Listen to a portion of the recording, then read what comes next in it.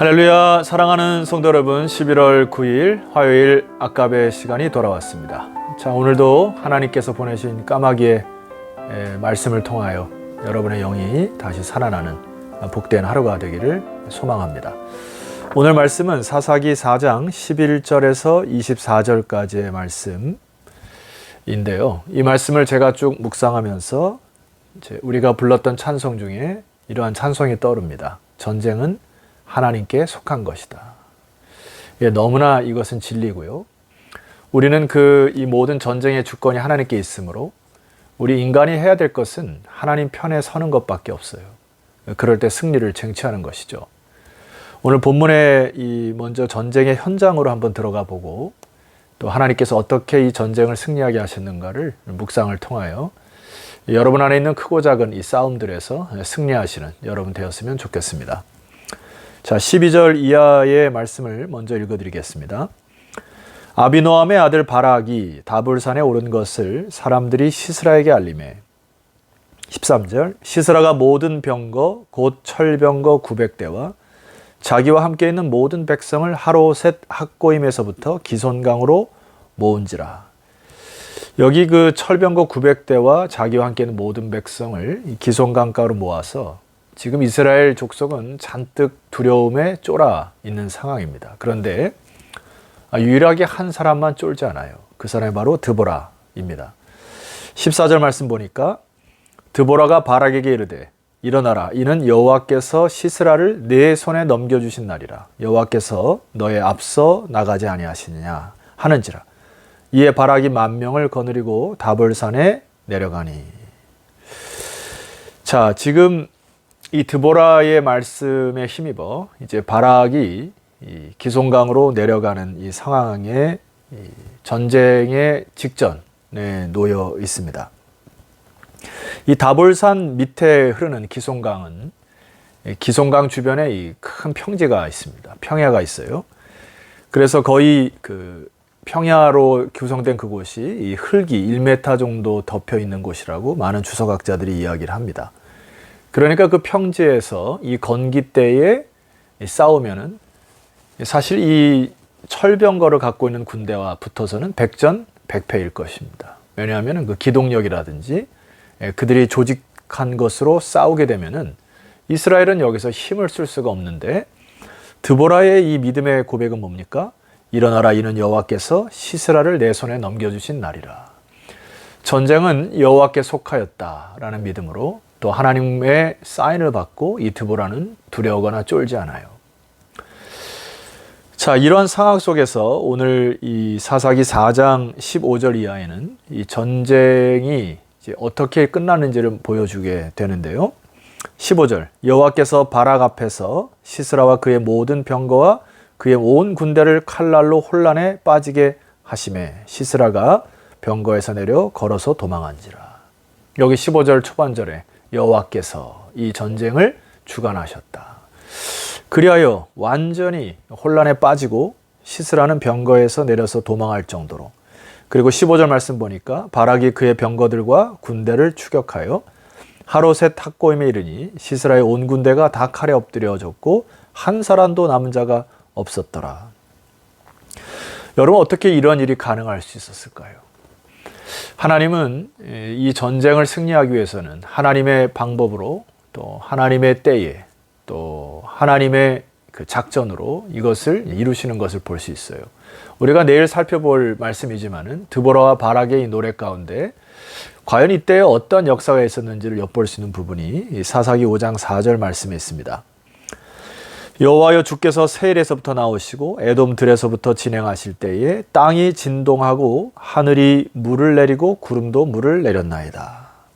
바로 이 건기의 시기에 하나님의 하늘의 문을 열어 물을 쏟아 부음으로 그 1m 정도 쌓였던 그 땅이 완전히 진흙으로 변하여 900승의 철병거가 움직이다가 꼼짝없이 진흙탕에 갇혀버린 상태로 도간에 든 쥐꼴로 이제 주변에 있었던 이스라엘 백성들이 그곳에 가서 그들을 진멸할 수 있었던 그런 것이 하나님이 이 자연을 통하여 개입하신 결과다.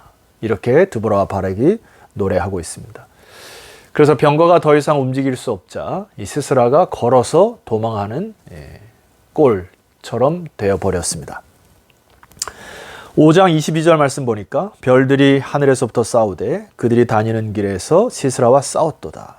기손강은 그 무리를 표류시켰으니. 자연 만물을 사용하셔서 하나님이 이 전쟁을 승리케 하셨죠. 여러분, 우리가 어떻게 이것을 생각조차 할 수 있었겠습니까? 그러나 우리가 하나님 편에 설 때 하나님이 역사하실 줄 믿습니다. 자, 또 하나, 이 전쟁이 마침표가 찍어지는 그 순간에 하나님은 또 준비된 자를 사용하시는 거 볼 수가 있어요. 이 말씀 속에 복선이 하나 깔려 있습니다. 그 11절 말씀인데요. 모세의 장인 호밥의 자손 중 겐 사람 헤벨이 자기 족속을 떠나 게데스에 가까운 사나님 상수리 나무 곁에 이르러 장막을 쳤더라. 모세의 장인 호밥의 자손들은 유다 자손과 함께 어울려 있었는데 그 중에 그 겐 사람 헤벨이 자기의 족속을 떠나서 뭐 어떤 연고인지 모르겠습니다만은 게데스라고 하는 지역에 살고 있었어요. 자, 이것이 이제 복선의 하나입니다. 자, 17절 말씀 보실까요? 시스라가 걸어서 도망하여 겐 사람 헤벨의 아내 야엘의 장막에 이르렀으니 이는 하솔 왕 야빈과 겐 사람 헤벨의 집 사이에는 화평이 있음이니라. 아마 그 유다 족속을 떠나서 이쪽에 살았을 때에 이 가나안 왕과 이렇게 화평하게 지내고 아마 어떤 조약을 맺었는지 모르겠습니다만은 이것들이 이제 서로 이 조약을 맺었기 때문에 쫓겨간 곳에서 가나안 왕 야빈 그리고 시스라는 무장 해제를 하게 됩니다. 그리고 오늘 이 말씀의 스토리를 보게 되면은 거기에서 이 헤벨의 아내 야엘이 물을 달라고 하는 이 시스라에게 우유 부대를 열어서 그에게 마시고 잠들게 하죠. 아마 이게 많이 숙성된 우유를 먹게 되고 아마 이 젖을 짠 뭐 양의 젖이라든지 뭐 이런 것을 젖을 짠 것에 숙성된 것을 먹여서 그것이 이제 그를 깊이 잠들게 한 것이죠. 여러분, 우리가 여기까지 지금 왔을 때 이것을 우연이라 보기에는 너무 부족합니다. 하나님이 겐 사람 헤벨을 유다 자손에서 떠나서 가나안 왕하고 친하게 지냈던 이런 모든 사건들이 하나님 편의 선자들로 하여금 또 준비된 자들로 하여금 하나님의 역사를 일으키는 표본으로 삼으신 것이죠. 여기서 우리가 두 가지 교훈을 좀 얻을 수가 있습니다. 시스라는 21절에 보니까 깊이 잠이 들었다 했어요. 자기가 가지고 있었던 철병거로 굉장히 교만했고 그런 교만함이 아직까지도 뉘우치지 아니하고 이곳까지 쫓겨왔지만은 그 헤벨의 아내 야엘이 준 우유를 쉽게 마셔버리고 깊이 잠이 든 것이 이 교만함의 끝판왕입니다. 우리가 이것을 참 조심하셔야 되는데요. 내가 무엇을 가지고 무엇을 이뤘다고 해서 그것이 교만해서는 절대 안 됩니다. 잠언서 10장 5절 말씀 보니까 여름에 거두는 자는 지혜로운 아들이나 추수 때에 자는 자는 부끄러움을 끼치는 아들이니라. 이런 표현이 있어요. 추수할 때 그때 자는 자는 부끄러움을 끼친다. 여러분, 우리가 요나서를 살펴볼 때도 풍랑이 일고 폭풍이 일 때 배 밑에 가서 깊이 잠자는 것, 그것은 아니죠. 그것은 영적인 태만과 게으름인 것입니다. 여러분, 잠에서 깨어나시기를 소망합니다. 결국 그의 교만함이 헤벨의 아내 야엘의 장막에서 한 여인에 의하여 그의 관자놀이에 말뚝에 박혀 죽는 그런 비참한 말로를 겪게 됩니다. 자, 동시에 이스라엘 백성들 중에 남자들은 그 가나안 왕이 갖고 있었던 이 철병거 900승 때문에 두려워하고 쫄았던 것입니다.